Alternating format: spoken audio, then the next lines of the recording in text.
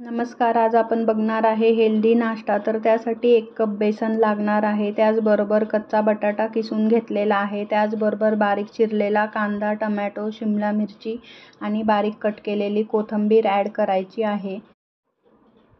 हे सर्व काही ॲड केल्यानंतर हे व्यवस्थित मिक्स करून घ्यायचं. त्यानंतर ॲड करायचं मीठ चवीनुसार, त्यानंतर थोडी हळद, त्याचबरोबर धने पावडर आणि थोडं तिखट. हे सर्व एकत्रित मिक्स करून घ्यायचं आहे छान.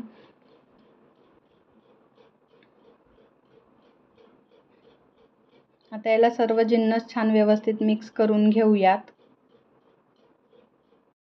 आता यामध्ये ॲड करायचं आहे गरजेनुसार पाणी आणि याचं असं स्मूथ बॅटर बनवून घ्यायचं. खूप जास्त पातळ नको आणि खूप जास्त घट्ट पण नको.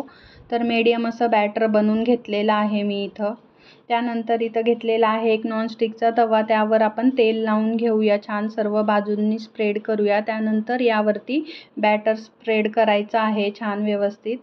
आणि मग व्यवस्थित स्प्रेड करून झाल्यानंतर बॅटर व्यवस्थित पसरून झाल्यानंतर त्यावर एक झाकण ठेवायचं आहे आणि एका बाजूने चिल्ला छान शिजल्यानंतर त्याला सराट्याच्या साहाय्याने पलटवून घेऊया आणि दुसऱ्या बाजूने पण छान असा खमंग खरपूस भाजून घेऊया. तर दोन्ही बाजूंनी छान भाजून घेतल्यानंतर त्याला एका प्लेटमध्ये काढून घ्यायचं आहे.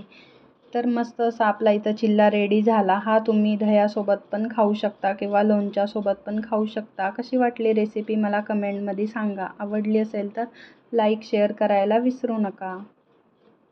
भेटूया नवीन रेसिपी बरोबर. धन्यवाद.